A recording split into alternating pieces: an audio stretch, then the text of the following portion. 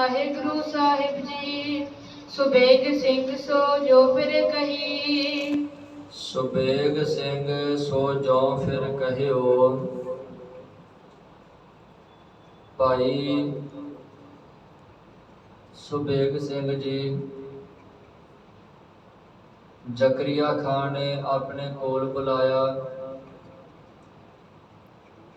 ਆਪਣੇ ਕੋਲ ਬੁਲਾ ਕੇ ਸਾਰੀ ਗੱਲ ਦੱਸੀ ਤੇ ਭਾਈ ਸੁਬੇਗ ਸਿੰਘ ਜੀ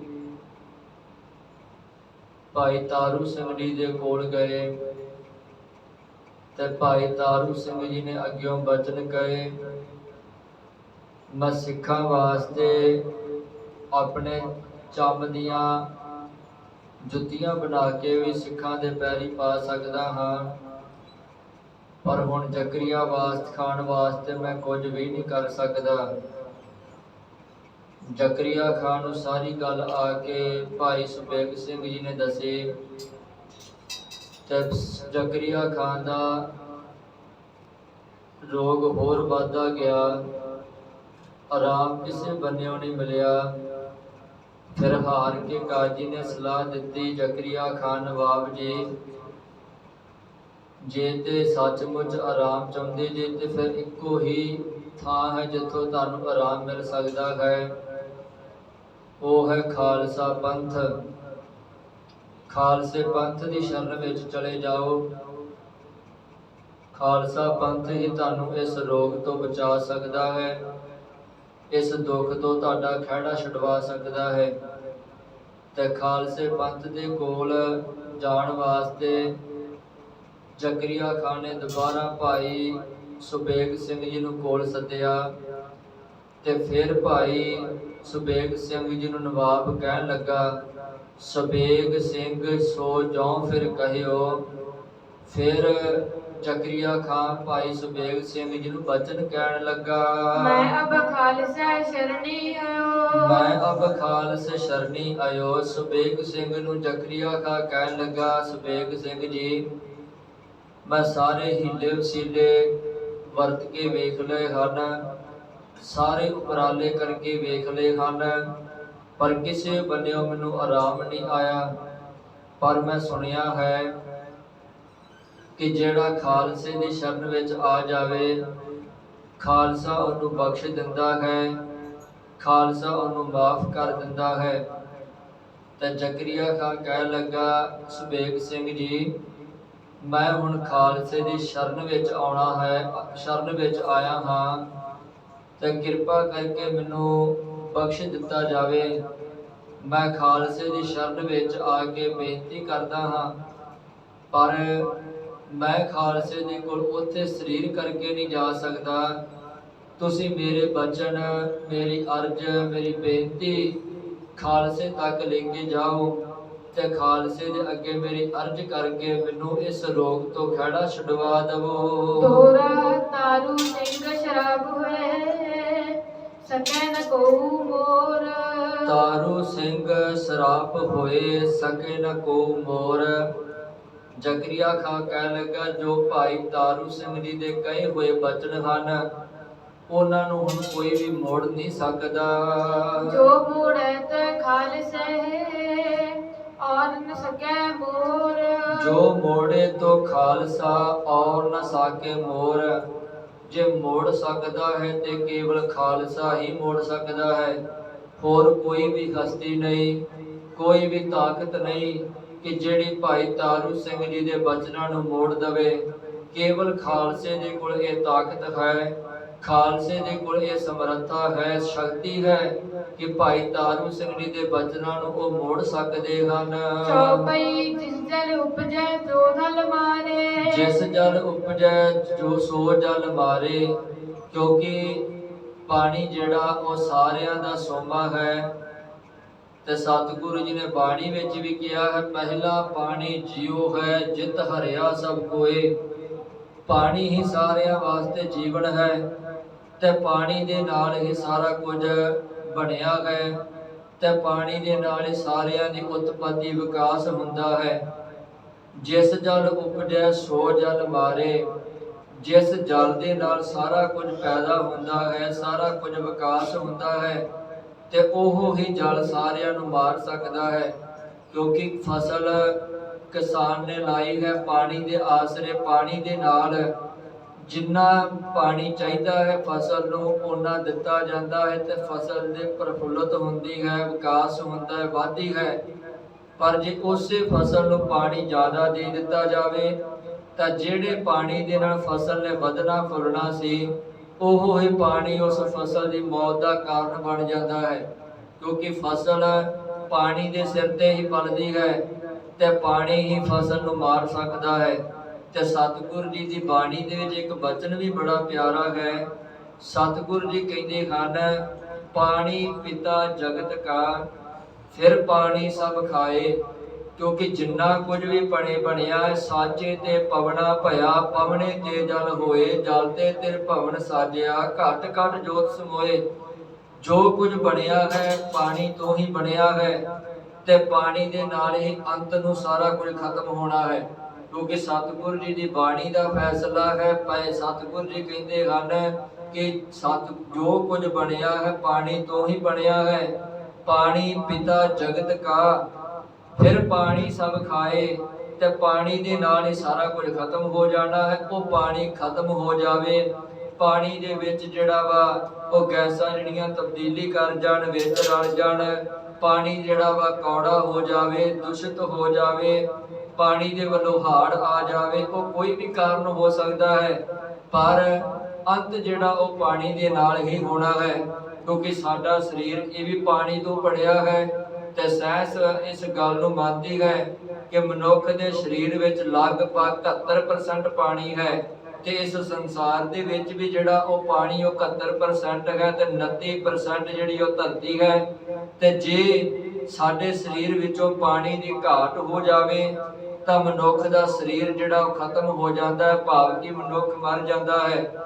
ਜੇ ਪਾਣੀ ਦੀ ਮਾਤਰਾ ਵੱਧ ਜਾਵੇ ਤਾਂ ਵੀ ਮਨੁੱਖ ਦਾ ਸਰੀਰ ਰੁੱਖ ਦੀ ਮੌਤ ਹੋ ਜਾਂਦੀ ਹੈ। ਭਾਵ ਕਿ ਜਿੰਨਾ ਸਰੀਰ ਨੂੰ ਪਾਣੀ ਚਾਹੀਦਾ ਹੈ ਓਨਾ ਪਾਣੀ ਹੋਵੇ, ਤੇ ਸਰੀਰ ਜਿਹੜਾ ਉਹ ਵੱਧਦਾ ਫੁੱਲਦਾ ਵਿਕਾਸ ਹੁੰਦਾ ਹੈ। ਘਟ ਜਾਵੇ ਤਾਂ ਵੀ ਇਹਦੀ ਮੌਤ ਹੈ, ਵੱਧ ਜਾਵੇ ਤਾਂ ਵੀ ਇਹਦੀ ਮੌਤ ਹੈ। ਸੰਸਾਰ ਪਾਣੀ ਤੋਂ ਬਣਿਆ ਹੈ, ਇਹਦੇ ਵਿੱਚ ਹਾੜ ਆ ਜਾਣ ਤਾਂ ਵੀ ਸੰਸਾਰ ਨੇ ਖਤਮ ਹੋਣਾ ਹੈ। ਤੇ ਸੰਸਾਰ ਪਾਣੀ ਦੀ ਮਾਤਰਾ ਘਟ ਜਾਵੇ ਤਾਂ ਵੀ ਸੰਸਾਰ ਨੇ ਇੱਕ ਦਿਨ ਖਤਮ ਹੋ ਜਾਣਾ ਹੈ। ਕਿਉਂਕਿ ਜਿਹੜੀ ਚੀਜ਼ ਤੋਂ ਪੈਦਾ ਹੋਇਆ ਹੈ ਉਹਦੇ ਤੋਂ ਹੀ ਅੰਤ ਨੂੰ ਅੰਤ ਹੋਣਾ ਹੈ। ਤੇ ਭਾਈ ਰਤਨ ਸਿੰਘ ਜੀ ਕਹਿੰਦੇ ਹਨ, ਜਿਸ ਜਲ ਉਪਜੈ ਸੋ ਜਲ ਮਾਰੇ। ਜਲ ਤੋਂ ਸਾਰਾ ਕੁਝ ਪੈਦਾ ਹੋਇਆ ਹੈ, ਤੇ ਜਲ ਹੀ ਸਾਰਿਆਂ ਨੂੰ ਮਾਰਨ ਵਾਲਾ ਹੈ। ਜੋ ਜਲ ਮਾਰੇ ਸੋ ਜਲ ਤਾਰੇ, ਜੋ ਜਲ ਮਾਰੇ ਸੋ ਜਲ ਤਾਰੇ। ਤੇ ਜਿਹੜਾ ਜਲ ਮਾਰ ਰਿਹਾ ਹੈ ਤੇ ਉਹ ਜਲ ਹੀ ਮਨੁੱਖ ਨੂੰ ਬਚਾ ਵੀ ਸਕਦਾ ਹੈ। ਕਿਉਂਕਿ ਜੇ ਪਾਣੀ ਘਟਿਆ ਹੈ ਤੇ ਪਾਣੀ ਦੀ ਮਾਤਰਾ ਵਧਾ ਦਿੱਤੀ ਜਾਵੇ ਸਰੀਰ ਵਿੱਚ, ਤੇ ਮਨੁੱਖ ਜਿਹੜਾ ਉਹ ਬਚ ਸਕਦਾ ਹੈ। ਭਾਵ ਕਿ ਜਿਹੜੇ ਪਾਣੀ ਦੇ ਕਾਰਨ ਮਨੁੱਖ ਦੀ ਮੌਤ ਹੋ ਰਹੀ ਹੈ, ਉਹ ਪਾਣੀ ਦੇ ਨਾਲ ਮਨੁੱਖ ਜਿਹੜਾ ਫਿਰ ਬਚ ਸਕਦਾ ਹੈ। ਜੋ ਖਾਲਸੋ ਮਾਰਨ ਵਾਰ, ਜੋ ਖਾਲਸੋ ਮਾਰਨ ਵਾਰ। ਤੇ ਭਾਈ ਰਤਨ ਸਿੰਘ ਜੀ ਕਹਿੰਦੇ ਹਨ ਕਿ ਖਾਲਸਾ ਜਿਹੜਾ ਸਾਰਿਆਂ ਨੂੰ ਪੈਦਾ ਕਰਨ ਵਾਲਾ ਹੈ, ਤੇ ਖਾਲਸਾ ਜੋ ਸਾਰਿਆਂ ਨੂੰ ਮਾਰਨ ਵਾਲਾ ਹੈ। ਕਿਉਂਕਿ ਜਿਵੇਂ ਪਾਣੀ ਸਾਰਿਆਂ ਨੂੰ ਪੈਦਾ ਕਰਕੇ ਪਾਣੀ ਹੀ ਮਾਰਨ ਵਾਲਾ ਹੈ, ਪਾਣੀ ਦੀ ਘਾਟ ਹੋ ਜਾਵੇ, ਪਾਣੀ ਨੂੰ ਵਿੱਚ ਮਾਤਰਾ ਵਧਾ ਦਿੱਤੀ ਜਾਵੇ ਤੇ ਬਚਿਆ ਜਾ ਸਕਦਾ ਹੈ। ਇਸੇ ਤਰੀਕੇ ਨਾਲ ਖਾਲਸਾ ਗੁਰੂ ਖਾਲਸਾ ਹੈ। ਜੇ ਖਾਲਸਾ ਸਾਰਿਆਂ ਨੂੰ ਪੈਦਾ ਕਰਨ ਵਾਲਾ ਹੈ ਤੇ ਖਾਲਸਾ ਹੀ ਸਾਰਿਆਂ ਨੂੰ ਮਾਰਨ ਵਾਲਾ ਹੈ। ਜ਼ਕਰੀਆ ਖਾਂ ਕਹਿਣ ਲੱਗਾ, ਭਾਈ ਸੁਬੇਗ ਸਿੰਘ ਜੀ, ਜੋ ਖਾਲਸੋ ਮਾਰਨ ਵਾਲਾ, ਖਾਲਸਾ ਹੀ ਸਾਰਿਆਂ ਨੂੰ ਮਾਰਨ ਵਾਲਾ ਹੈ। ਖਾਲਸਾ ਚਾਹੇ ਤੋ ਕਰੇ ਨਿਹਾਲ, ਖਾਲਸੋ ਚਾਹੇ ਤੋ ਕਰੇ ਨਿਹਾਲ। ਤੇ ਜੇ ਖਾਲਸਾ ਚਾਹੇ ਤੇ ਮੈਨੂੰ ਬਚਾ ਵੀ ਸਕਦਾ ਹੈ। ਕਿਉਂਕਿ ਭਾਈ ਤਾਰੂ ਸਿੰਘ ਖਾਲਸਾ ਹੈ, ਉਹਨਾਂ ਨੇ ਬਚਨ ਕਹੇ ਹਨ ਕਿ ਤੈਨੂੰ ਜੁੱਤੀ ਅੱਗੇ ਲਾ ਕੇ ਖੜਨਾ। ਭਾਵ ਕਿ ਤਾਰੂ ਸਿੰਘ ਜੀ ਦੇ ਬਚਨਾਂ ਕਰਕੇ ਮੌਤ ਹੋ ਰਹੀ ਹੈ। ਤੇ ਜੇ ਖਾਲਸਾ ਪੰਥ ਕਹਿ ਦੇਵੇ ਕਿ ਜ਼ਕਰੀਆ ਖਾਨ ਨੂੰ ਮੌਤ ਨਹੀਂ ਆਵੇਗੀ ਤੇ ਜ਼ਕਰੀਆ ਖਾਨ ਬਚ ਸਕਦਾ ਹੈ। ਜ਼ਕਰੀਆ ਖਾਨ ਕਹਿੰਦਾ ਹੈ ਕਿ ਖਾਲਸਾ ਹੀ ਮਾਰਨ ਵਾਲਾ ਹੈ, ਭਾਵ ਕਿ ਭਾਈ ਤਾਰੂ ਸਿੰਘ ਮਾਰਨ ਵਾਲਾ ਹੈ। ਤੇ ਖਾਲਸਾ ਕਹਿ ਦਵੇ ਤਾਂ ਜ਼ਕਰੀਆ ਖਾਂ ਬਚ ਵੀ ਸਕਦਾ ਹੈ।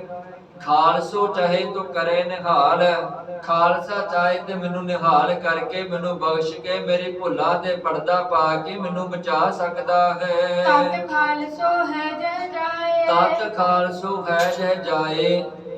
ਭਾਈ ਰਤਨ ਸਿੰਘ ਜੀ ਕਹਿੰਦੇ ਹਨ, ਜ਼ਕਰੀਆ ਖਾਂ ਕਹਿੰਦਾ ਭਾਈ ਸੁਬੇਗ ਸਿੰਘ ਜੀ ਤੁਸੀਂ ਮੇਰੀ ਬੇਨਤੀ ਲੈ ਕੇ ਜੰਗਲਾਂ ਦੇ ਵਿੱਚ ਜਿੱਥੇ ਤਤ ਖਾਲਸਾ ਰਹਿੰਦਾ ਉੱਥੇ ਜਾਓ, ਕਿਉਂਕਿ ਜ਼ਕਰੀਆ ਖਾਨ ਨੂੰ ਪਤਾ ਨਹੀਂ ਕਿ ਜਿਹੜਾ ਖਾਲਸਾ ਹੈ ਜੰਗਲ ਦੇ ਵਿੱਚ ਕਿੱਥੇ ਕਿੱਥੇ ਪੜਾ ਲਾ ਕੇ ਬੈਠਾ ਹੈ।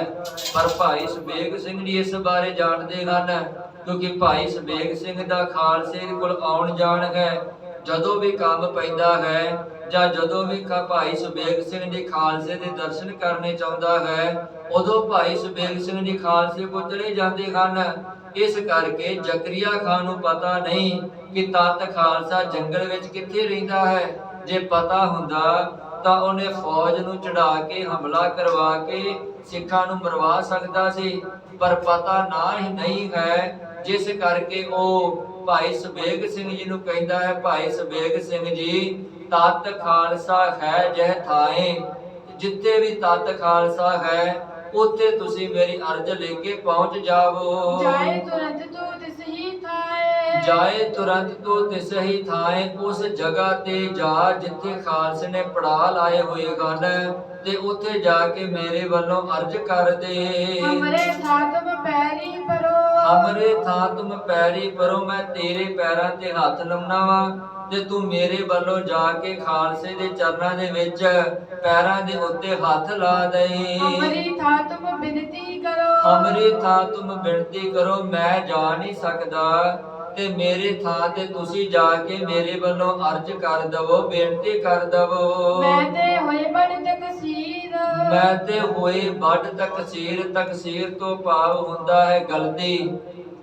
ਜ਼ਕਰੀਆ ਖਾਂ ਕਹਿੰਦਾ ਹੈ ਭਾਈ ਸੁਬੇਗ ਸਿੰਘ ਜੀ ਮੇਰੇ ਵੱਲੋਂ ਜਾ ਕੇ ਬੇਨਤੀ ਕਰੋ ਕਿ ਜ਼ਕਰੀਆ ਖਾਂ ਆਪਣੇ ਆਪ ਨੂੰ ਬਹੁਤ ਵੱਡਾ ਕਸੂਰਵਾਨ ਗਿਣਦਾ ਹੈ, ਬਹੁਤ ਵੱਡਾ ਆਪਣੇ ਆਪ ਨੂੰ ਗਲਤੀਕਾਰ ਸਮਝਦਾ ਹੈ, ਬਹੁਤ ਵੱਡਾ ਆਪਣੇ ਆਪ ਨੂੰ ਭੁੱਲਣਹਾਰ ਸਮਝ ਰਿਹਾ ਹੈ। ਮੈਂ ਤੁਮ ਰੋਹੋ ਦੇਵਨ ਕਰੇ, ਮੈਂ ਤੁਮ ਰੋਹੋ ਦੇਵਨ ਗੀਰਤ, ਮੈਂ ਤੁਹਾਡਾ ਦੇਣਹਾਰ ਹਾਂ। ਹੈ ਗੁਰ ਤੁਮਰੋ ਲਿਖਿਆ ਹੈ ਗੁਰ ਤੁਮਰੋ ਲਿਖਿਓ ਜਾਹੇ, ਕਿਉਂਕਿ ਮੈਨੂੰ ਮੇਰੇ ਕਾਜੀ ਮੁੱਲਾ ਨੇ ਦੱਸਿਆ ਹੈ ਤੁਹਾਡੇ ਗੁਰੂ ਨੇ ਇਹ ਬਚਨ ਕਹੇ ਹਨ।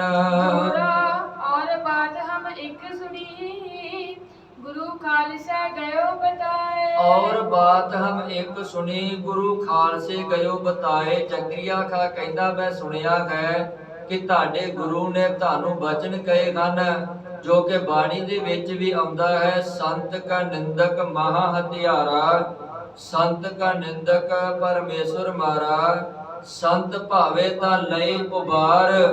ਜੇ ਸੰਤ ਚਾਵੇ ਤਾਂ ਉਹ ਉਬਾਰ ਵੀ ਸਕਦਾ ਹੈ, ਬਚਾ ਵੀ ਸਕਦਾ ਹੈ, ਕਿਉਂਕਿ ਸੰਤਾਂ ਦੀ ਨਿੰਦਿਆ ਕਰਨ ਵਾਲਾ ਮਹਾ ਹਥਿਆਰਾ ਹੈ ਤੇ ਉਸ ਨੂੰ ਪਰਮੇਸ਼ਰ ਮਾਰਦਾ ਹੀ ਮਾਰਦਾ ਹੈ। ਪਰ ਜਿਹੜਾ ਸੰਤਾਂ ਦੀ ਨਿੰਦਿਆ ਕਰਦਾ ਹੈ, ਜੇ ਸੰਤਾਂ ਦੀ ਸ਼ਰਨ ਵਿੱਚ ਆ ਕੇ ਭੁੱਲ ਬਖਸ਼ਾ ਲਵੇ ਤਾਂ ਫਿਰ ਸੰਤ ਉਹਨੂੰ ਬਚਾ ਵੀ ਲੈਂਦੇ ਨੇ, ਕਿਉਂਕਿ ਸੰਤ ਭਾਵੇ ਤਾਂ ਲਏ ਉਬਾਰ। ਸਤਿਗੁਰੂ ਜੀ ਨੇ ਗੁਰੂ ਅਰਜਨ ਪਾਤਸ਼ਾਹ ਜਿਹੜੇ ਸੁਖਮਨੀ ਸਾਹਿਬ ਦੀ ਬਾਣੀ ਦੇ ਵਿੱਚ ਜਿਹੜੀ 13ਵੀਂ ਅਸ਼ਟਪਦੀ ਆਉਂਦੀ ਹੈ, ਉਹ ਸਾਰੀ ਦੀ ਸਾਰੀ ਸਤਿਗੁਰੂ ਜੀ ਨੇ ਨਿੰਦਕ ਤੇ ਕੀਤੀ ਹੈ।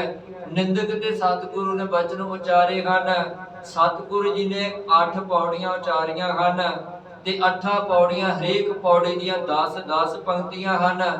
ਪਰ ਜਿਹੜੀਆਂ ਅਖੀਰਲੀਆਂ 2 ਵਾਲੀਆਂ ਪੰਕਤੀਆਂ ਹਨ, ਉੱਥੇ ਸਤਿਗੁਰੂ ਜੀ ਨੇ ਮਨੁੱਖ ਨੂੰ ਬਹੁਤ ਵੱਡਾ ਹੌਸਲਾ ਦਿੱਤਾ ਹੈ, ਕਿਉਂਕਿ ਸਤਿਗੁਰੂ ਜੀ ਨੇ ਜਿੱਥੇ ਨਿੰਦਕ ਦੀ ਉੱਥੇ ਗੱਲ ਕੀਤੀ ਹੈ ਕਿ ਨਿੰਦਕ ਜਿਹੜਾ ਏਦਾਂ ਦਾ ਹੁੰਦਾ ਹੈ, ਨਿੰਦਕ ਨੂੰ ਏਦਾਂ ਫਟਕਾਰਾਂ ਪੈਂਦੀਆਂ ਹਨ, ਪ੍ਰਮਾਤਮਾ ਦੇ ਘਰ ਦੇ ਵਿੱਚੋਂ ਧੱਕੇ ਪੈਂਦੇ ਹਨ।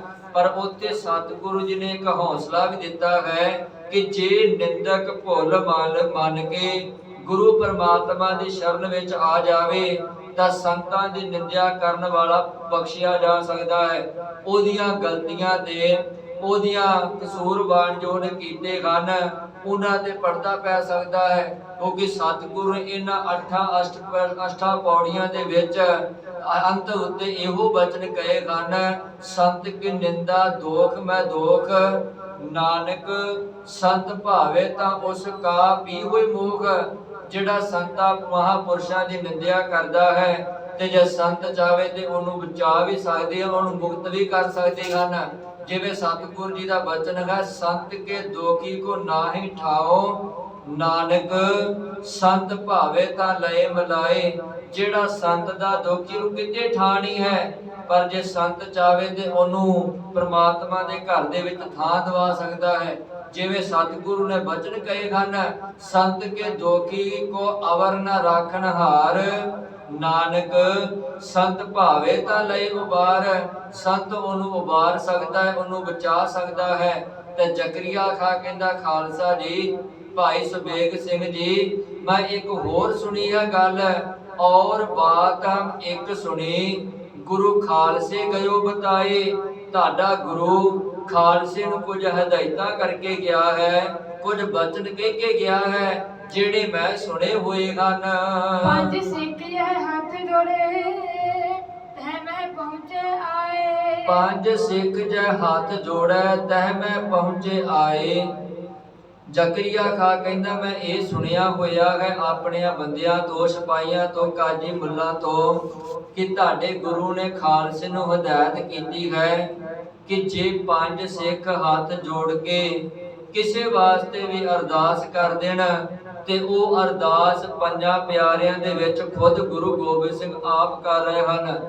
ਕਿਉਂਕਿ ਖਾਲਸਾ ਮੇਰੋ ਰੂਪ ਹੈ ਖਾਸ, ਖਾਲਸੇ ਮੈਂ ਹਾਂ ਕਰੋ ਨਿਵਾਸ। ਗੁਰੂ ਗੋਬਿੰਦ ਸਿੰਘ ਦਾ ਨਿਵਾਸ ਖਾਲਸੇ ਵਿੱਚ ਹੈ। ਤੇ ਭਾਈ ਸੁਬੇਗ ਸਿੰਘ ਜੀ ਨੂੰ ਜ਼ਕਰੀਆ ਖਾਂ ਕਹਿੰਦਾ ਹੈ ਕਿ ਇਹ ਗੱਲ ਮੈਂ ਸੁਣੀ ਹੋਈ ਹੈ ਕਿ ਜੇ ਪੰਜ ਸਿੱਖ ਇਕੱਠੇ ਹੋ ਕੇ ਕਿਸੇ ਵਾਸਤੇ ਵੀ ਅਰਦਾਸ ਬੇਨਤੀ ਕਰ ਦੇਣ, ਭਾਵੇਂ ਕਿਸੇ ਨੂੰ ਦੁਨਿਆਵੀ ਦਾਤ ਚਾਹੀਦੀ ਹੈ ਤੇ ਭਾਵੇਂ ਕਿਸੇ ਨੇ ਆਪਣਾ ਉਧਾਰ ਕਰਵਾਉਣਾ ਹੈ ਤੇ ਭਾਵੇਂ ਕੋਈ ਨਿੰਦਕ ਪਾਪੀ ਜਿਹੜਾ ਗੁਰੂ ਸ਼ਰਨ ਵਿੱਚ ਆ ਕੇ ਭੁੱਲ ਬਖਸ਼ਾਉਣੀ ਚਾਹੁੰਦਾ ਹੈ, ਜੇ ਪੰਜ ਪਿਆਰੇ ਇਕੱਠੇ ਹੋ ਕੇ, ਪੰਜ ਸਿੰਘ ਇਕੱਠੇ ਹੋ ਕੇ ਅਰਦਾਸ ਕਰ ਦੇਣ ਤੇ ਉਹ ਅਰਦਾਸ ਪੰਜਾਂ ਪਿਆਰਿਆਂ ਦੇ ਰੂਪ ਵਿੱਚ ਖੁਦ ਗੁਰੂ ਗੋਬਿੰਦ ਸਿੰਘ ਪਾਤਸ਼ਾਹ ਜੀ ਆਪ ਕਰ ਰਹੇ ਹਨ। ਕਿਉਂਕਿ ਸਤਿਗੁਰੂ ਗੁਰੂ ਗ੍ਰੰਥ ਸਾਹਿਬ ਜੀ ਦੀ ਬਾਣੀ ਦੇ ਵਿੱਚ ਵੀ ਇੱਕ ਬਚਨ ਆਉਂਦਾ ਹੈ ਤੇ ਭਾਈ ਗੁਰਦਾਸ ਜੀ ਵੀ ਕਹਿੰਦੇ ਹਨ, ਕਿਉਂਕਿ ਪੰਜ ਪਿਆਰੇ ਜਿਹੜੇ ਹਨ ਉਹ ਪ੍ਰਮਾਤਮਾ ਰੂਪ ਹਨ। ਜਿਵੇਂ ਭਾਈ ਗੁਰਦਾਸ ਜੀ ਕਹਿੰਦੇ, ਇੱਕ ਸਿੱਖ ਦੋਏ ਸਾਧ ਸੰਗਤ, ਪੰਜੀ ਪਰਮੇਸ਼ਰ ਕਹਾਵੇ, ਪੰਜ ਪ੍ਰਮਾਤਮਾ ਰੂਪ ਹਨ। ਚੌਪਈ ਗੁਰੂ ਗ੍ਰੰਥ ਮੈਂ ਲਿਖਿਓ ਜੋਏ। ਗੁਰੂ ਗ੍ਰੰਥ ਮੈਂ ਲਿਖਿਓ ਜੋਏ। ਜ਼ਕਰੀਆ ਖਾਂ ਕਹਿੰਦਾ, ਤੁਹਾਡਾ ਜਿਹੜਾ ਧਾਰਮਿਕ ਗ੍ਰੰਥ ਹੈ ਜਿਹਨੂੰ ਤੁਸੀਂ ਗੁਰੂ ਮੰਨਦੇ ਜੇ, ਭਾਵ ਕਿ ਸਾਹਿਬ ਸ੍ਰੀ ਗੁਰੂ ਗ੍ਰੰਥ ਸਾਹਿਬ ਜੀ ਦੇ ਵਿੱਚ ਇਹ ਲਿਖਿਆ ਹੋਇਆ ਹੈ। ਕਿਉਂਕਿ ਉਦੋਂ ਕੱਲੇ ਸਿੱਖ ਹੀ ਬਾਣੀ ਨਹੀਂ ਪੜ੍ਹਦੇ, ਸਾਰੇ ਜਾਣੇ ਬਾਣੀ ਪੜ੍ਹਦੇ। ਅੱਜ ਵੀ ਹਰੇਕ ਧਰਮ ਦਾ ਜਿਹੜਾ ਗੁਰੂ ਗ੍ਰੰਥ ਸਾਹਿਬ ਜੀ ਦੀ ਬਾਣੀ ਪੜ੍ਹਦਾ ਹੈ, ਕਿਉਂਕਿ ਭਾਵੇਂ ਬਾਣੀ ਆਪਣਾ ਉਧਾਰ ਵਾਸਤੇ ਪੜ੍ਹ ਰਿਹਾ ਹੈ ਤੇ ਭਾਵੇਂ ਬਾਣੀ ਦਾ ਅਧਿਐਨ ਕਰਨ ਵਾਸਤੇ ਕੋਈ ਬਾਣੀ ਨੂੰ ਪੜ੍ਹ ਰਿਹਾ ਹੈ। ਬਾਣੀ ਜਿਹੜਾ ਹਰੇਕ ਧਰਮ ਦੇ ਵਿੱਚ ਕੋਈ ਨਾ ਕੋਈ ਪੜ੍ਹਦਾ ਹੀ ਪੜ੍ਹਦਾ ਹੈ। ਕਿਉਂਕਿ ਸਾਡੇ ਵੀ ਵਿਦਵਾਨ ਬੜੇ ਹੋਏ ਹਨ ਜਿੱਥੇ ਗੁਰੂ ਗ੍ਰੰਥ ਸਾਹਿਬ ਜੀ ਦੀ ਬਾਣੀ ਨੂੰ ਪੜ੍ਹਦੇ ਹਨ, ਭਾਈ ਗੁਰਦਾਸ ਜੀ ਦੀਆਂ ਵਾਰਾਂ ਨੂੰ ਪੜ੍ਹਦੇ ਹਨ, ਜਾਂ ਸਾਡੇ ਸਿੱਖ ਇਤਿਹਾਸ ਸਾਹਿਤ ਨੂੰ ਪੜ੍ਹਦੇ ਹਨ। ਉੱਥੇ ਦੂਸਰੇ ਧਰਮਾਂ ਦੇ ਜਿੰਨੇ ਵੀ ਗ੍ਰੰਥ ਹਨ ਉਹਨਾਂ ਦਾ ਅਧਿਐਨ ਕੀਤਾ ਜਾਂਦਾ ਹੈ, ਖੋਜ ਕੀਤੀ ਜਾਂਦੀ ਹੈ ਕਿ ਜਿਹੜੇ ਇਹਨਾਂ ਦੇ ਪੈਗੰਬਰ ਹੋਏ ਹਨ ਧਾਰਮਿਕ ਗ੍ਰੰਥਾਂ ਵਿੱਚ ਕੀ ਉਪਦੇਸ਼ ਦੇ ਕੇ ਗਏ ਹਨ, ਉਹਨਾਂ ਨੂੰ ਜਿਹੜਾ ਪੜ੍ਹਿਆ ਜਾਂਦਾ ਹੈ, ਵਿਚਾਰਿਆ ਜਾਂਦਾ, ਸਮਝਿਆ ਜਾਂਦਾ ਹੈ। ਇਸੇ ਤਰੀਕੇ ਨਾਲ ਦੂਜੇ ਧਰਮਾਂ ਦੇ ਜਿਹੜੇ ਲੋਕ ਹਨ ਗੁਰੂ ਗ੍ਰੰਥ ਸਾਹਿਬ ਜੀ ਦੀ ਬਾਣੀ ਨੂੰ ਪੜ੍ਹਦੇ ਹਨ ਤੇ ਖੋਜ ਕਰਦੇ ਹਨ ਕਿ ਗੁਰੂ ਗ੍ਰੰਥ ਸਾਹਿਬ ਜੀ ਦੀ ਬਾਣੀ ਵਿੱਚ ਕੀ ਕੁਝ ਗੁਰੂ ਸਾਹਿਬ ਨੇ ਪਾਇਆ ਹੋਇਆ ਹੈ, ਕਿੰਨਾ ਕੁ ਖਜ਼ਾਨਾ ਛੁਪਾਇਆ ਹੋਇਆ ਹੈ, ਉਹਦੀ ਜਿਹੜੀ ਖੋਜ ਕੀਤੀ ਜਾਂਦੀ ਹੈ। ਇਸੇ ਤਰੀਕੇ ਨਾਲ ਉਹਨਾਂ ਦਿਨਾਂ ਦੇ ਵਿੱਚ ਵੀ ਜਿਹੜੇ ਕਾਜੀ ਮੁੱਲਾ ਹੁੰਦੇ ਸਨ, ਜਾਂ ਜਿਹੜੇ ਆਮ ਸਿੱਖ ਜਾਂ ਹਿੰਦੂ ਸਮਾਜ, ਮੁਸਲਮਾਨ ਸਮਾਜ ਸੀ ਜਿਹੜੇ ਗੁਰੂ ਤੇ ਵਿਸ਼ਵਾਸ ਰੱਖਦੇ ਸਨ, ਉਹ ਗੁਰੂ ਗ੍ਰੰਥ ਸਾਹਿਬ ਜੀ ਦੀ ਬਾਣੀ ਨੂੰ ਪੜ੍ਹਦੇ ਸਨ। ਤੇ ਕਾਜੀ ਮੁੱਲਾ ਉਹ ਵੀ ਬਾਣੀ ਪੜ੍ਹਦੇ ਸਨ, ਕਿਉਂਕਿ ਅਧਿਐਨ ਕਰਦੇ ਸਨ ਕਿ ਇਹਨਾਂ ਦੇ ਗ੍ਰੰਥ ਵਿੱਚ ਅਜਿਹਾ ਕੀ ਹੈ ਜਿਹੜੀ ਇਹਨਾਂ ਨੂੰ ਤਾਕਤ ਮਿਲਦੀ ਹੈ, ਕਿਉਂਕਿ ਇਹਨਾਂ ਨੂੰ ਖਤਮ ਕਰਨ ਦੀਆਂ ਪੂਰੀਆਂ ਚਾਲਾਂ ਚੱਲੀਆਂ ਜਾਂਦੀਆਂ ਹਨ, ਪੂਰਾ ਜ਼ੋਰ ਲਾਇਆ ਜਾਂਦਾ ਹੈ। ਪਰ ਇਹਨਾਂ ਦੀ ਬਾਣੀ ਵਿੱਚੋਂ ਇਹਨਾਂ ਨੂੰ ਕੀ ਜਿਹੜੀ ਤਾਕਤ ਮਿਲਦੀ ਹੈ ਕਿ ਇਹਨਾਂ ਨੂੰ ਮਾਰਦੇ ਹਾਂ ਤੇ ਫਿਰ ਜਿਹੜੇ ਇਹ ਜਿੰਦੇ ਹੋ ਜਾਂਦੇ ਹਨ। ਇਹਨਾਂ ਨੂੰ ਮਾਰਦੇ ਮਾਰਦੇ ਅਸੀਂ ਥੱਕ ਗਏ ਹਾਂ, ਪਰ ਇਹ ਮਰਦੇ ਮਰਦੇ ਥੱਕਦੇ ਨਹੀਂ। ਇਹਦਾ ਕਾਰਨ ਕੀ ਹੈ? ਇਸ ਕਰਕੇ ਉਹ ਬਾਣੀ ਦਾ ਅਧਿਐਨ ਕਰਦੇ ਹਨ ਤੇ ਉਹਨਾਂ ਨੇ ਹੀ ਜ਼ਕਰੀਆ ਖਾਨ ਨੂੰ ਕਿਹਾ ਹੈ ਕਿ ਜ਼ਕਰੀਆ ਖਾਨ, ਉਹਨਾਂ ਦੇ ਗ੍ਰੰਥ ਵਿੱਚ ਆ ਵੀ ਕੁਝ ਲਿਖਿਆ ਹੈ। ਤੇ ਜ਼ਕਰੀਆ ਖਾਨ ਫਿਰ ਕਹਿੰਦਾ, ਭਾਈ ਸਬੇਗ ਸਿੰਘ, ਗੁਰੂ ਗ੍ਰੰਥ ਮੈਂ ਲਿਖਿਓ ਜੋਈ।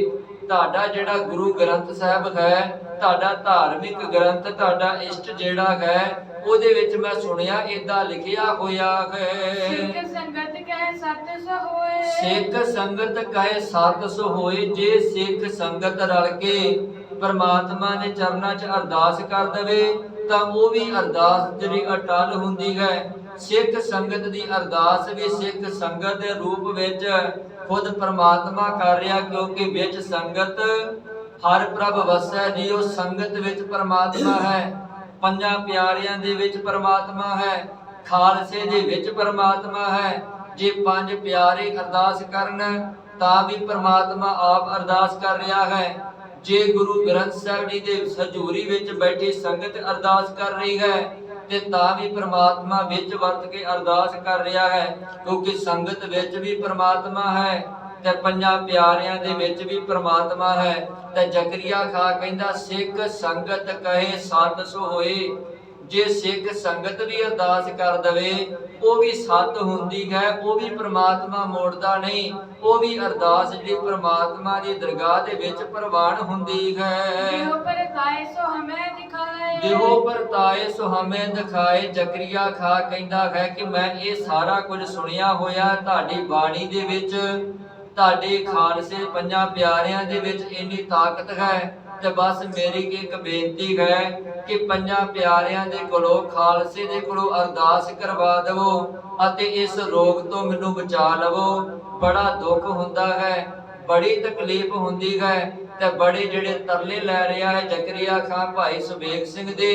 ਤੇ ਫਿਰ ਭਾਈ ਸਬੇਗ ਸਿੰਘ ਪਰ ਉਪਕਾਰੀ ਸੁਭਾਅ ਦੇ ਨਾਲ ਖਾਲਸੇ ਕੋਲ ਆਉਂਦੇ ਹਨ ਤੇ ਆ ਕੇ ਕਿਵੇਂ ਬੇਨਤੀ ਕਰਦੇ ਹਨ, ਉਹ ਵਿਚਾਰ ਆਪਾਂ ਕੱਲ ਦੇ ਦੀਵਾਨਾਂ 'ਚ ਕਰਾਂਗੇ। ਇੰਨੀਆਂ ਬੇਨਤੀਆਂ ਪ੍ਰਵਾਨ ਕਰਨੀਆਂ ਗੁਰੂ ਅਤੇ ਸੰਗਤ ਬਖਸ਼ਣਹਾਰ ਹੈ। ਵਿਚਾਰਾਂ ਕਰਦਿਆਂ ਬੇਅੰਤ ਗਲਤੀਆਂ ਹੋਈਆਂ ਨੇ। ਵਾਹਿਗੁਰੂ ਜੀ ਕਾ ਖਾਲਸਾ, ਵਾਹਿਗੁਰੂ ਜੀ ਕੀ ਫਤਿਹ।